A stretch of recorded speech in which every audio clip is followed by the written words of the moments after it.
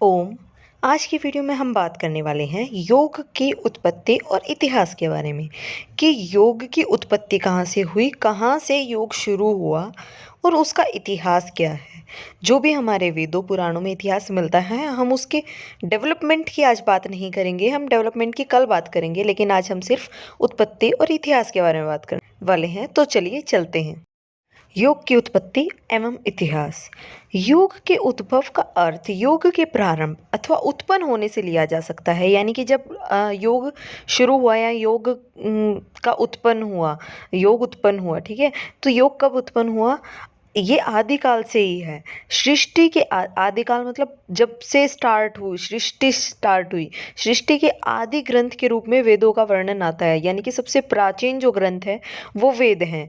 जो सृष्टि के सबसे प्राचीन ग्रंथ, कोई किताब, कोई वेद ग्रंथ मिला है तो वो वेद हैं।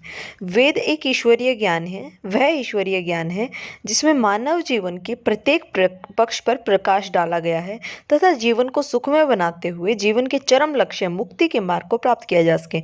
मतलब वेद में तो सारा ज्ञान निहित है, वेद ज्ञान का भंडार है, हम कह सकते हैं। उसमें जीवन के हर एक चीज़ के बारे में बताया गया है। जीवन में जो जो कठिनाइयाँ आती है और इन कठिनाइयों को पार करते हुए कैसे हमारा मेन लक्ष्य क्या है, क्योंकि लक्ष्य के बिना जीवन कुछ नहीं है। उस लक्ष्य के बारे में, मुक्ति के मार्ग के बारे में बताया गया है कि कैसे हम मुक्ति को प्राप्त कर सकते हैं। तो वेदों में भी सबसे पहले ऋग्वेद में वर्णन मिलता है योग के बारे में। क्या वर्णन मिलता है कि जीव या मनुष्य को परमेश्वर की उपासना नित्य करनी उचित है। वह मनुष्य अपने मन को सब विद्याओं से युक्त परमेश्वर में स्थित करे। परमेश्वर को सब विद्याओं से युक्त बताया गया है। यहाँ पर मन को परमेश्वर में स्थित करने का साधन एवं योगाभ्यास करने का निर्देश है कि परमेश्वर में स्थिर कैसे करेंगे, उसका साधन क्या है और योगाभ्यास कैसे किया जाता है, उसके बारे में ऋग्वेद में वर्णन मिलता है। तो सबसे पहले वेदों में वर्णन मिला, वेदों में भी ऋग्वेद में सबसे पहले वर्णन मिला है। वेद क्या है? सृष्टि के आदिकाल से, मतलब जब सृष्टि शुरू हुई तब से, मतलब सबसे पहले जो ग्रंथ मिला है वो वेद है, सबसे प्राचीनतम। तो हम कह सकते हैं जब से सृष्टि शुरू हुई, सृष्टि के आदिकाल से वेद हैं और वेदों में योगाभ्यास का वर्णन है, यानी कि योग भी सृष्टि के आदिकाल से ही है। योग के उद्भव के लिए प्रथम वक्ता के रूप में याज्ञवल्क्य स्मृति में कहा गया है, ये कहा गया है कि हिरण्यगर्भ ही योग के सबसे पुरातन अथवा आदि प्रवक्ता हैं। हिरण्यगर्भ जो हैं वो सबसे पुराने या फिर कह सकते हैं सबसे पहले प्रवक्ता हैं योग के। महाभारत में भी इसको बताया गया है कि आदि प्रवक्ता जो योग के हैं वो हिरण्यगर्भ हैं, और सांख्य के आदि प्रवक्ता या फिर प्रवक्ता हम कह सकते हैं वो ऋषि मुनिवर कपिल हैं। और हिरण्यगर्भ कौन है? अब हम पूछेंगे कि हिरण्यगर्भ कौन है, तो परमात्मा को ही हिरण्यगर्भ के नाम से पुकारा जाता है, ये वेदों में बताया गया है। यानी कि हम कह सकते हैं कि योग के जो आदि प्रवक्ता हैं या वक्ता हैं, जो जहाँ से योग शुरू हुआ वो परमात्मा ही हैं। हठ प्रदीपिका जो कि योग का प्रसिद्ध ग्रंथ भी है, उसमें आदिनाथ शिव को योग के प्रवर्तक के रूप में नमन करते हुए स्टार्टिंग में ही पहले ही श्लोक में कहा गया है, श्री आदिनाथाय नमोस्तु तस्मै येनोपदिष्टा हठ योग विद्या। अर्थात उन भगवान आदिनाथ को नमस्कार है जिन्होंने हठ योग विद्या की शिक्षा दी। कुछ विद्वान, यहाँ पे शिक्षा की बात की गई है, कुछ विद्वान योग के उद्भव को सिंधु घाटी सभ्यता के साथ भी जोड़ते हैं और कहते हैं कि क्योंकि सिंधु घाटी सभ्यता 1920 में मिला था योग की जो कुछ, जब वो खुदाई हुई तब योग के उसमें कुछ चिन्ह मिले थे।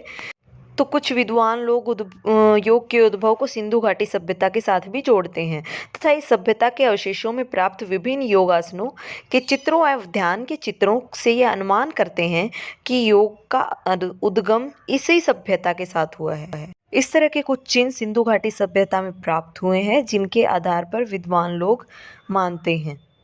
ये कुछ गूगल बाबा के शब्द है कि भारतीय योग जानकारों के अनुसार योग की उत्पत्ति भारत में लगभग 5000 वर्ष से भी अधिक समय पहले हुई थी। योग की सबसे आश्चर्यजनक खोज 1920 की शुरुआत में हुई। 1920 में पुरातत्व वैज्ञानिकों ने सिंधु सरस्वती सभ्यता को खोजा था, जिसमें प्राचीन हिंदू धर्म और योग की परंपरा होने के सबूत मिलते हैं।